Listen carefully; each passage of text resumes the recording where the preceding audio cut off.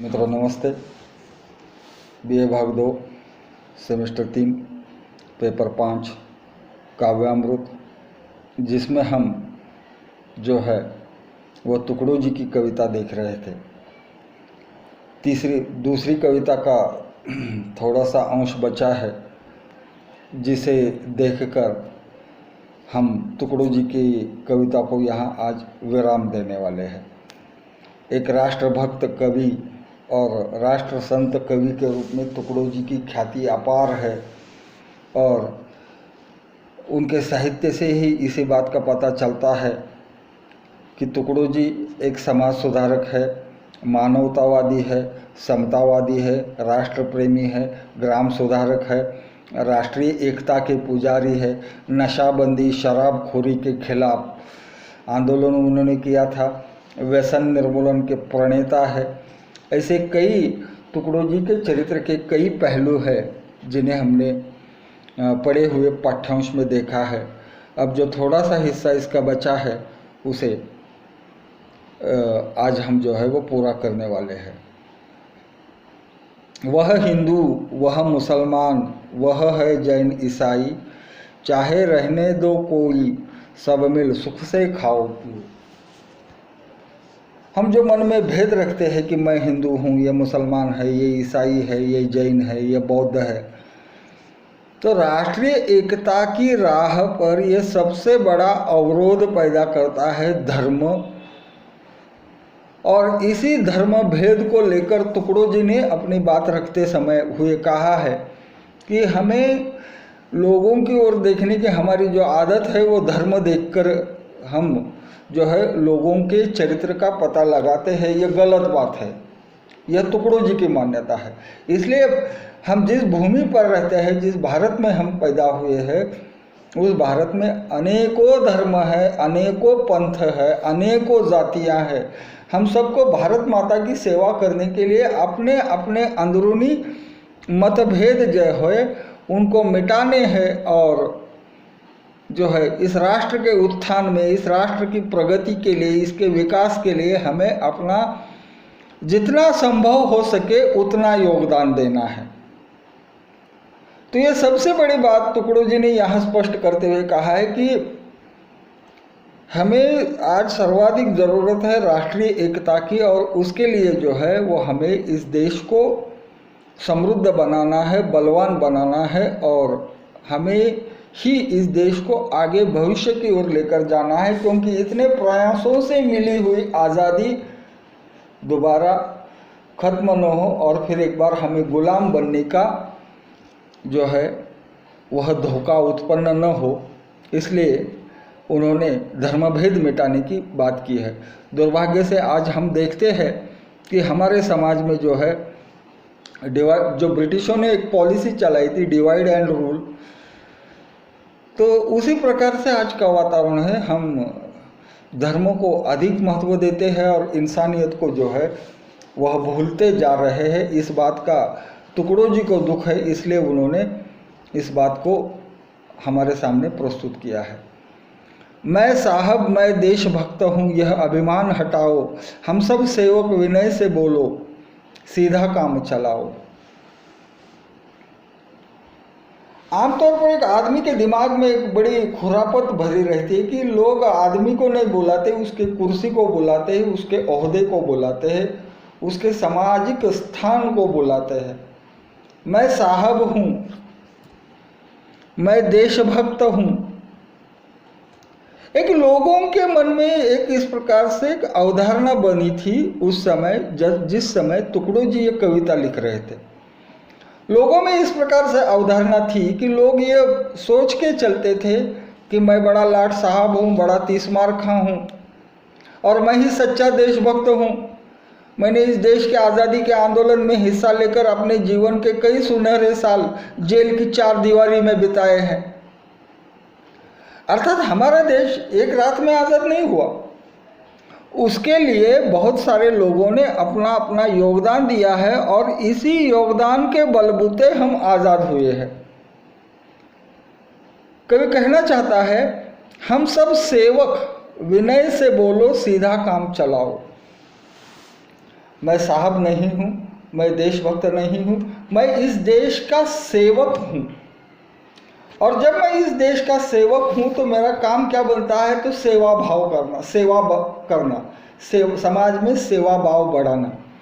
तो इसलिए कहते हैं हम सब सेवक हैं, यह विनय से बोलो। अतीव नम्रता को लेकर अपनी बात रखते हुए उन्होंने कहा है कि जब आप अपना परिचय देंगे तो साहब, मैं साहब हूँ या मैं देशभक्त हूँ, इन शब्दों का उच्चारण भी न करें। अगर हमें अपना परिचय सही मायने में देना है तो हमें ये कहना चाहिए कि मैं इस देश का एक सेवक हूँ। और जब आप अपने मन में ये सेवा भाव लेकर लोगों के सामने जाएंगे तो बताने की ज़रूरत नहीं, सभी के मन में अगर इसी तरह से विचार आ जाएंगे तो निश्चित ही हमारे प्रिय देश का जो भविष्य है वह सुनहरा होगा, उज्जवल होगा। आगे देखिए कवि क्या कहता है। गरीबों की आत्मा को सुख दो, घर घर प्रेम लगाओ, लिखना पढ़ना रहन सहन से सारे लोग बनाओ। गरीब लोग जो है हमारे देश में, क्योंकि हमारी लगभग आधी आबादी जो है आज भी पॉवर्टी लाइन अर्थात दरिद्र रेखा के नीचे की है, यानी उनको गरीब से भी वे अति गरीब है। कवि ये बताना चाहता है कि गरीबों की आत्मा को सुख दो, घर घर प्रेम लगाओ। प्रेम के दीपक जलाने की कवि ने बात की है। यहाँ घर घर में दिए जलने चाहिए, लेकिन वो कौन से दिए? तो वो प्रेम के दिए जलने चाहिए। कवि आगे संदेश देता है, लिखना पढ़ना रहन सहन से सारे लोग बनाओ। स्कूल चले हम जैसे स्लोगन आ जाते हैं, लेकिन संत टुकड़ो जी ने उस समय यह आंदोलन चलाया था कि कोई आदमी निरक्षर न रहे, सभी लोग साक्षर बने। और इसी साक्षरता के लिए उन्होंने आग्रह किया है कि हम सबको लिखना चाहिए, हम सबको पढ़ना चाहिए।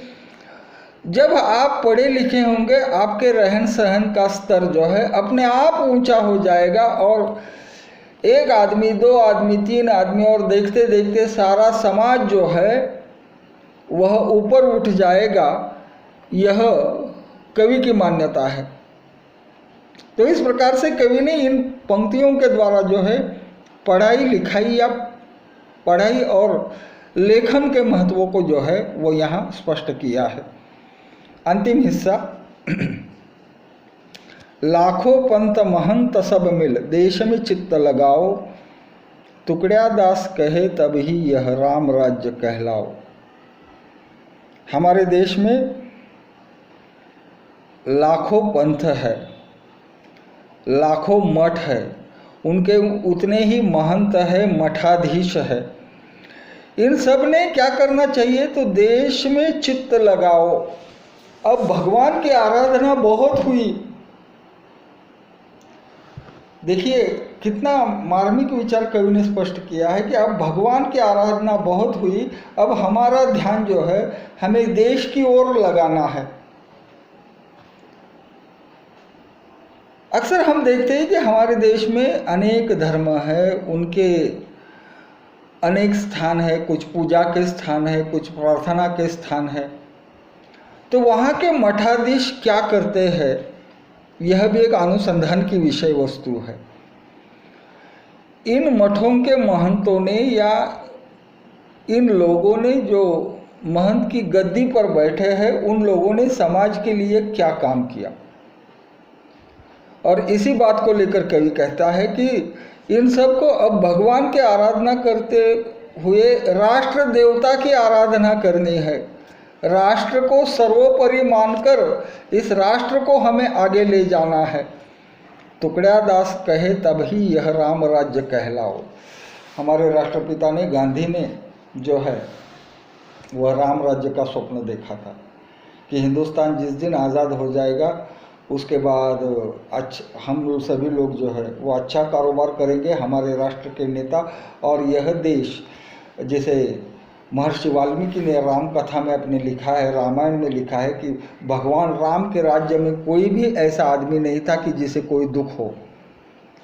तो जो राम राज्य की संकल्पना है या प्राक कल्पना जिसे हमारे राष्ट्रपिता ने सामने रखा था, उस संकल्पना को दोहराते हुए टुकड़ोजी महाराज यह आग्रह रखते हैं कि अगर ऐसा सेवा भाव जग जाएगा, सारे लोग व्यसनों से मुक्त हो जाएंगे, तो लोगों में एकता और सद्भाव अपने आप पैदा होगा और देश में राम राज्य आ जाएगा, अर्थात इस देश का जो है वह विकास होगा।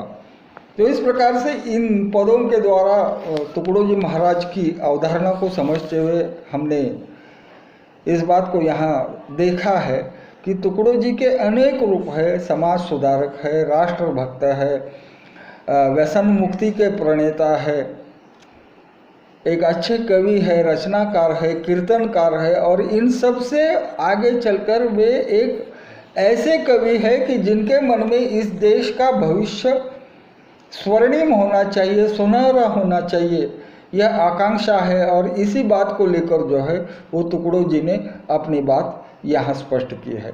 तो इस प्रकार से आज हमने टुकड़ोजी महाराज की कविताओं का जो है वो अध्ययन पूरा किया है। धन्यवाद।